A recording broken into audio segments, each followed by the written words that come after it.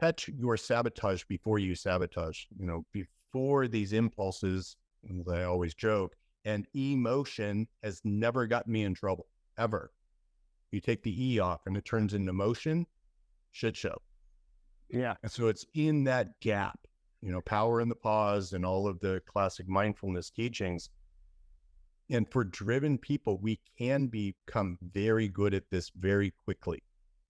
And, we are by nature sensation seekers. We love positive sensations in our body because usually it's boredom and And so that capacity to catch those sensations in your body before they turn in behavior and smile at them rather than actually believe them. And that's, when you're wired to feel this chronic discontent, spirituality of gratitude, of actually really practicing grace. Grace is a feeling that it's undeserved peace, undeserved reward. And, my favorite name for God is presence, capital P. And so as you develop this presence, and as driven people, we can really develop it quickly because of our gifts. But then it's practice, practice, practice, practice, practice. And if you've ever tried meditation, speaking to this group, most meditations are created by farmers, sold by farmers, and taught by farmers. We hate their styles of meditation. They do not work for us. They make it worse. They make your multi-thinking brain go crazy. Close your eyes and picture a field, and all of a sudden I got naked chicks running all over the field. And so it just doesn't work. And so eye-open meditation is what I teach everybody. Everybody who's got a driven brain, you really have to open your eyes when you meditate. And, reality, and is the sensations in my body actually matching what I'm seeing right now? That's meditation. Yeah. And that when you start to look around, no cave bears, no scary things in my world, a byproduct of that is slowing down slightly. Feels good, and I call that grace. And so I teach a very practical, real spirituality that is a physical sensation-based reality or meditation.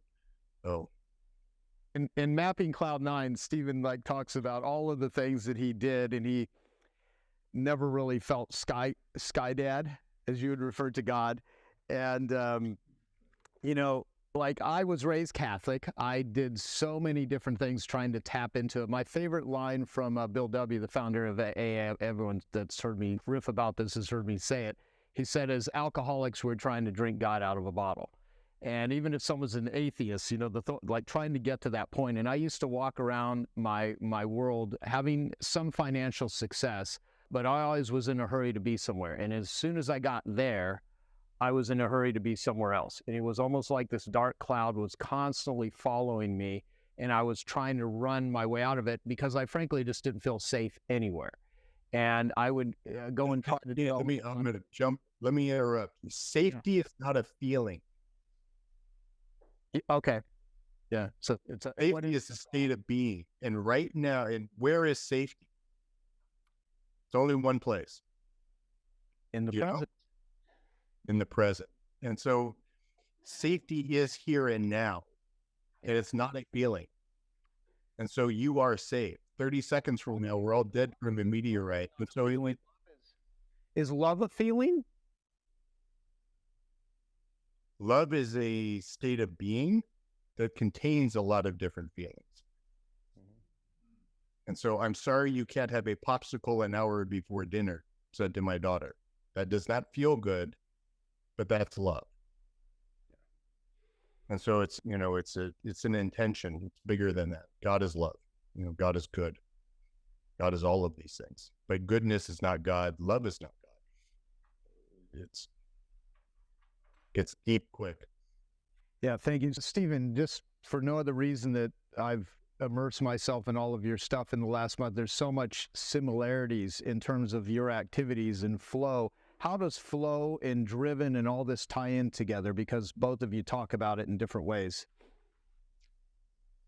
All right, so only a couple of questions on the imposter side, I'm going to ask the geeky neuro questions. So every neuroscientist in the world knows that you can't trust single brain images, and they don't like Daniel Amen's work at all and think it's nonsense, which I tend to agree with.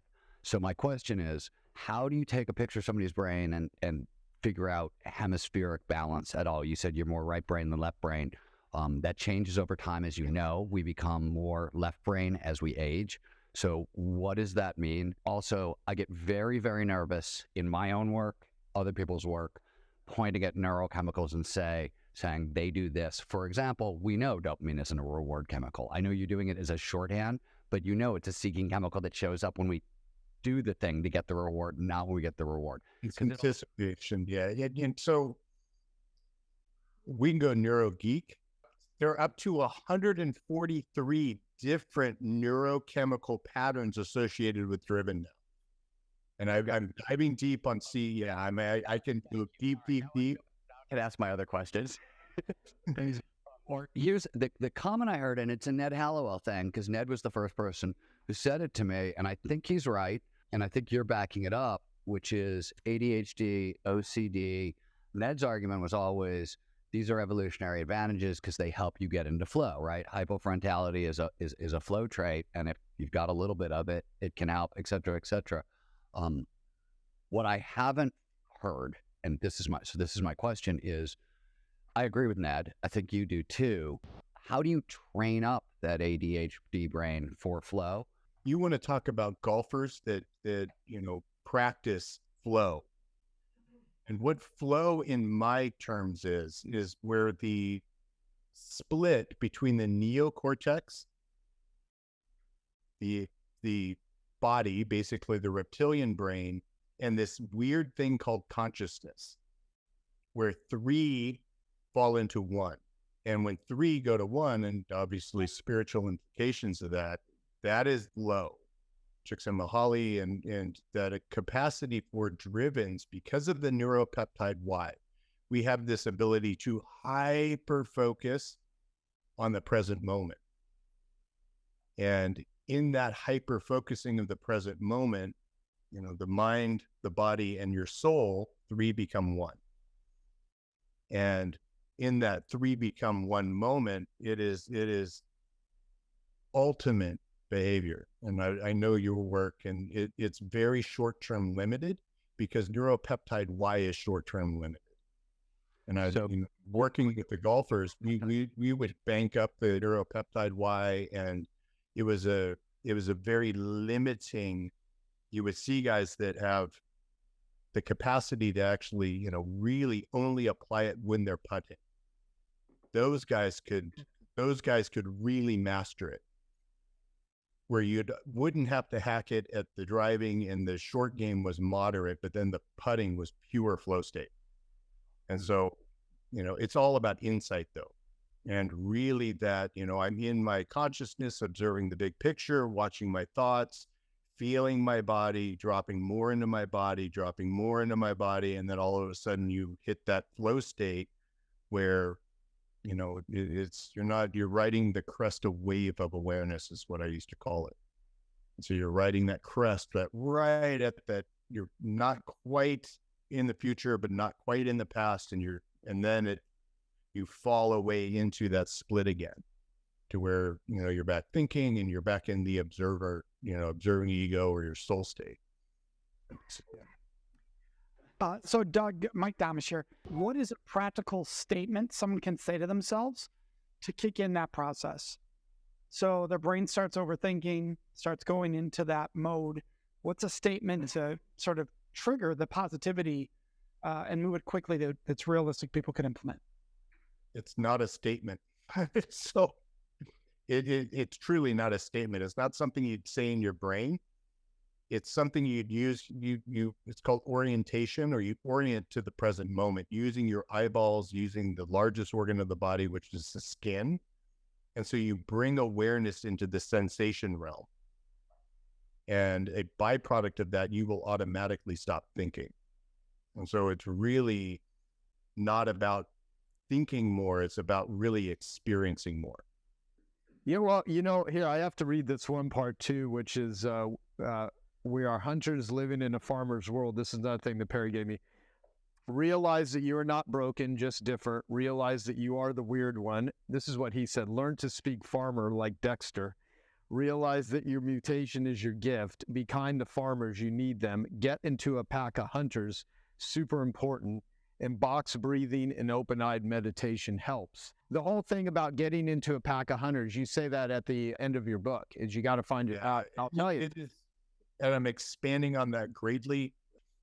Most people are herding animals, meaning that, they run in very large groups, big herds of people. And when a cheetah runs into a herd of gazelles, what happens? They scatter when you're on your own.